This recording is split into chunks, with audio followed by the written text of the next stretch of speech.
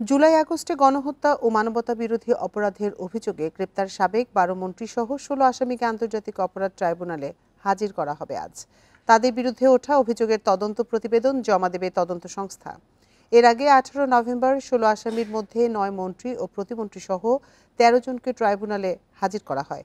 ওই দিন রাষ্ট্রপক্ষের আবেদন মঞ্জুর করে ১৩ জনকে কারাগারে পাঠান বিচারপতি গোলাম মর্তুজা মজুমদারের নেতৃত্বে ৩ সদস্যের আন্তর্জাতিক অপরাধ ট্রাইব্যুনাল।